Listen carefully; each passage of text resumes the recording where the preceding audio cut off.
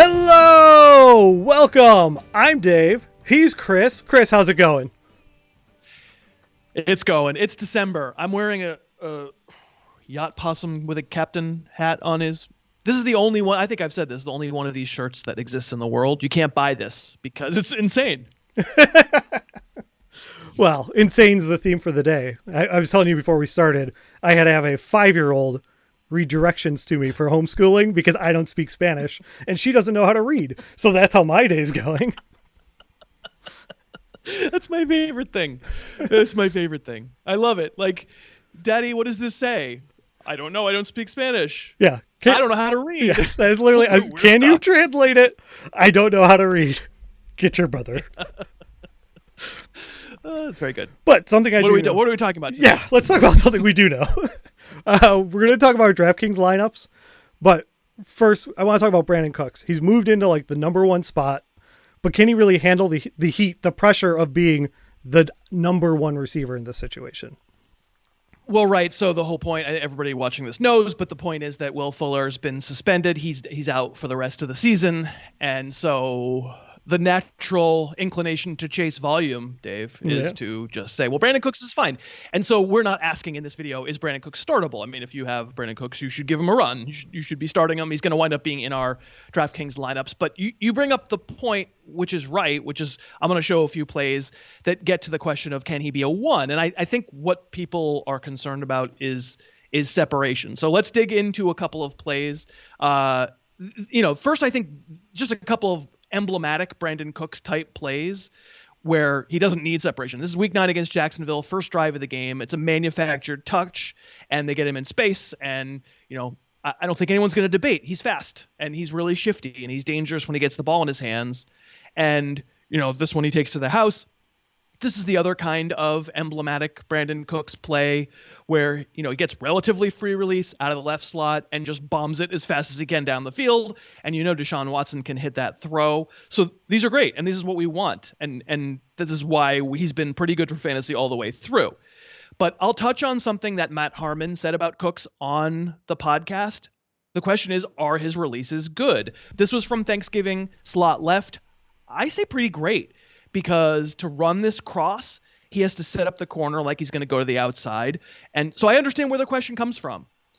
But here he's by himself on the right side of the formation, press man coverage with no safety help. You tell me whether that's a good release. He's got the guy jumping. I'm pretty sure we actually showed this play on the channel already. The question of why this is important, he is, like you said, about to get a lot more defensive attention potentially. So we all know that Marlon Humphrey, this is from week 2 against the Ravens, for example, Marlon Humphrey likes to get up on you, but he's on Cooks here, and Cooks doesn't even need to shake him really at the line. He has a corridor, and he just can accelerate away from him.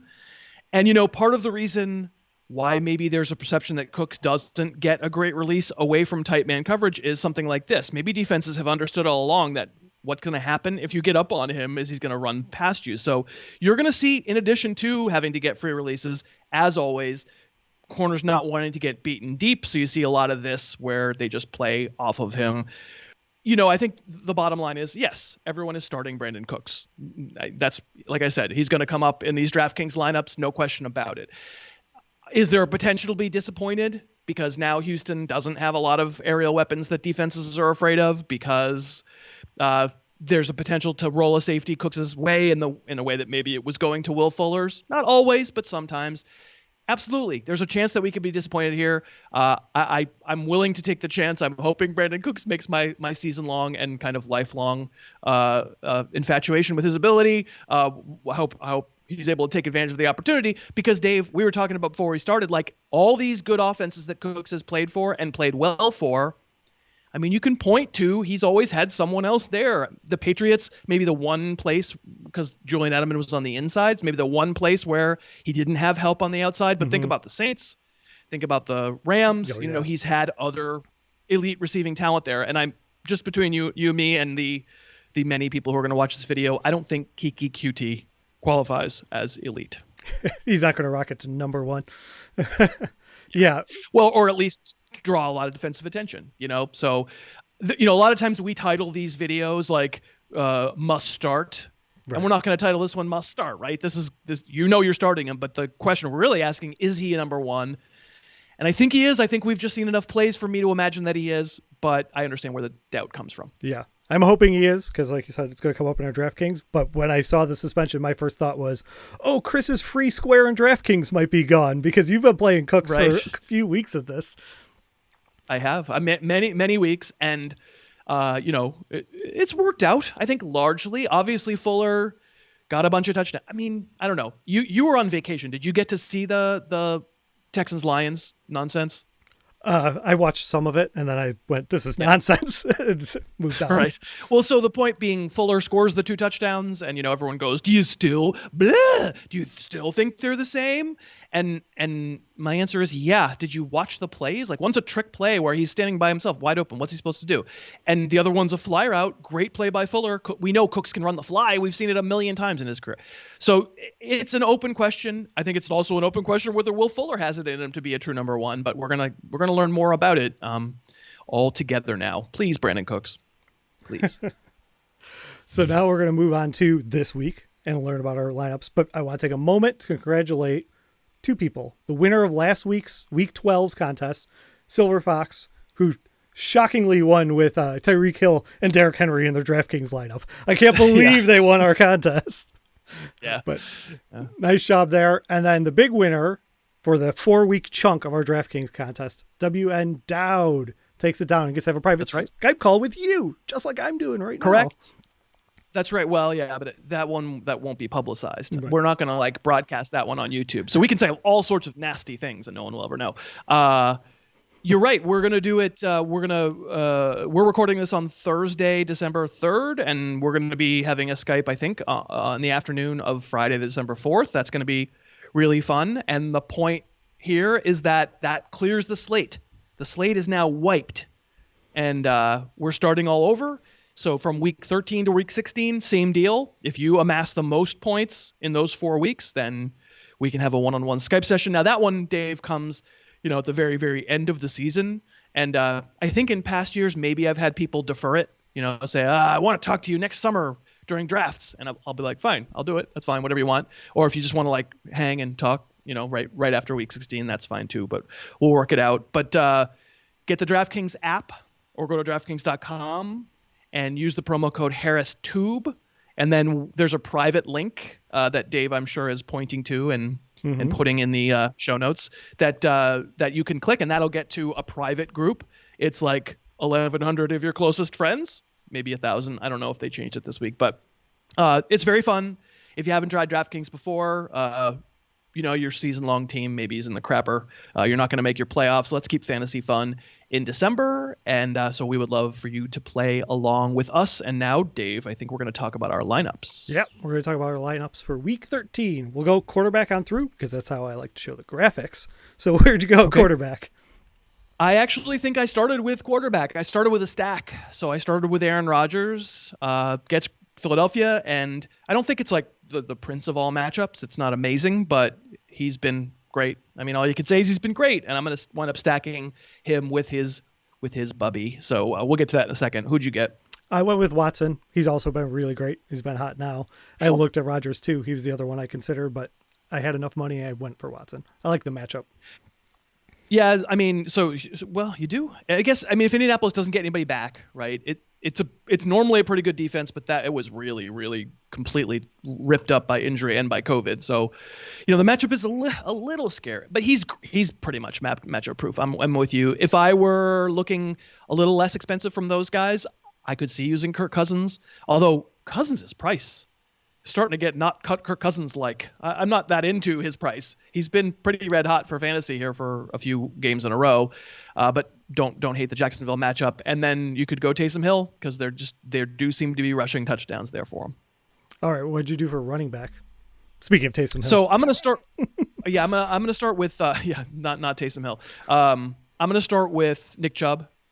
I think he might be the best running back in the NFL ability-wise, and he's obviously in a game where they're the top 2 rushing offenses in the league, and Derrick Henry's been all great pretty much every single week as well. Maybe the most consistent player in fantasy the whole season, but he costs a lot more, so I'll take Chubb. And And then I took David Montgomery as well. You've got. I knew you were going to have that Bears banner there behind you, and I thought, how can I make Dave Huet feel as though he is welcome back into the fold from his vacation? And that we did it. Dave Montgomery wasn't my first choice. He's 5,500, but I don't hate the Lions matchup, and I'm now told that David Montgomery is contractually committed to submitting like a 70-yard run in every game after this last one. All you need is one, because that might be all he'll get. I feel spoken like a true Bears. Yeah, fan. I was going to say you welcome me back with a Bears offense. This is not really the welcoming. I actually played Montgomery too. The price in there again going against Detroit. Maybe it's my rivalry, but if you look at your Harris index, Detroit's who you attack. So they're like the number one running back to go after. So at 5,500, I went with Montgomery, and then I paid for Ekeler. It's a little bit cheaper than Chubb. PPR always gives an extra boost. I know. Yeah, I mean, Mitch did it on the show too, on the podcast. He took Ekeler, and I'm like, yeah, I could see doing it. I could see downgrading from Chubb to Ekeler and downgrading, right? Maybe not so much a downgrade. And then being able to afford something else. I wasn't able to get there. I'll look at my list of other guys. Ekeler was first on my list of other guys, but I'm in that 5,500 range, and I could talk myself out of Montgomery. I could talk myself like, let's find out if Josh Jacobs, our guy, is inactive. I have no reason to think this because I don't have the inside information, but it looked like a terrible injury. We showed it on the YouTube channel on Monday. It looked like he was really in a lot of pain. And if he's out, Devontae Booker costs exactly what David Montgomery cost. So don't you think they'd be in the same range of value for DraftKings at that price? Yeah. He probably plugs into my flex when we get there later. If that happens, I built my lineup thinking, Sunday I might be tinkering here. Let's keep a 5,000 price. Right. Yeah. So Wayne Gallman also is in that neighborhood. And if you wanted to go even cheaper, James White, he's only 5,000. PPR format and no Rex Burkhead. I don't really want a part of the Patriot offense. I certainly don't fear a matchup against the Chargers, but I mean, we just showed what Cam Newton is now being faced with defensively because teams just don't respect his arm. So maybe I'm shying away from that, but it is a good value for some PPR. Where'd you go wide receiver? So Davante Adams to start, right? The place where I started was I want Rodgers and Adams. It's just an automatic every week. I'd like to build off of talent. I don't know.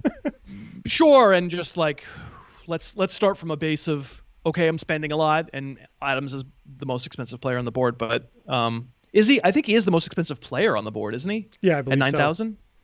Yeah, I mean it's maybe people don't make tons of money. Am I wrong about that? Dalvin Cook. Okay. Yeah. I mean, understandable. So, but like maybe people don't make tons of money going at the number one. You got to make dollars per point. But I'm okay. I'm gonna go with Davante Adams. We both have. Do you have Brandin Cooks? I know I do. Brandin Cooks. Yeah. Yeah. You implied. You hinted. Mm-hmm. And then my third receiver. I'll actually have 4 receivers, but the third in the receiver slot, Robert Woods, and just an interesting price. I spent most of the early part of the week trashing Jared Goff on the podcast, but in any given week, it's obvious that most Rams receivers are not going to feast. There might be one, and some weeks it's not Woods, but there's just a lot of ways that Woods can help you. You get that rushing touchdown, you get the whatever. And I'm not enamored with the call, but just what is he, 5,900 or something? He's worth he fit what I needed, but he also seems like he's worth that price. Yeah.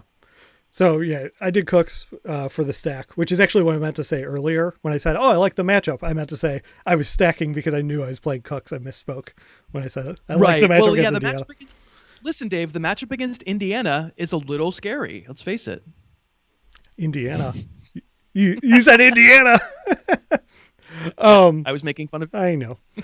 All right. I went with DK Metcalf. I couldn't quite afford Aaron Jones. Sorry. I couldn't quite afford Davante Adams. Getting all my Packers mixed up.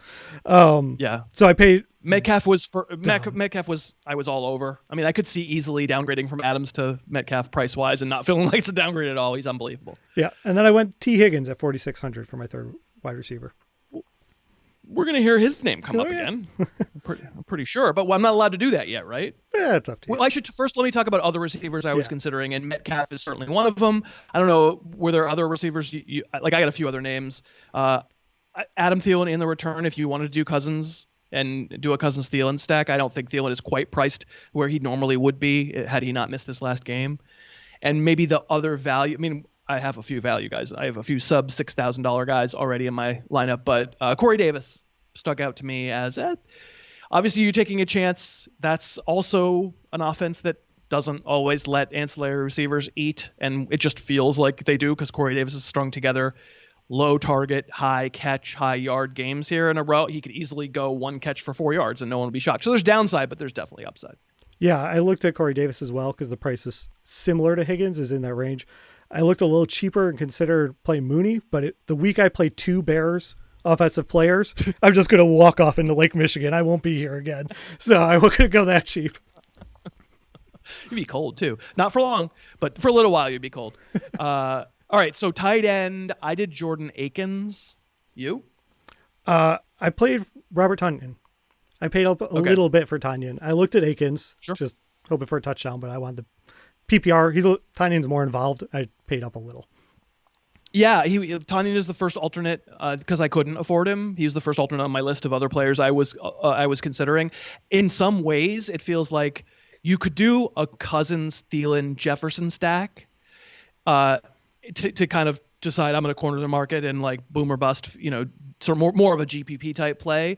I think and those guys would cost more than what I'm about to say now. But I think in both of our cases of our stacks, you could easily consider the tight end as the wide receiver 2 and kind of feel like you're going Rodgers, Adams, Tonyan, or Watson, Cooks, Akins. And yeah, I mean, Akins has a chance to be more than just looking for a touchdown. He's got a chance to actually be we don't know how that's going to shake out in Houston yet, right? The response is maybe for all the mockery that he's gotten the past couple of years, maybe Kiki Cutie's ready to be grown up and not commit penalties and drops and stuff. And maybe it's him, or, maybe they'll watch this one game and realize we better go out and sign someone.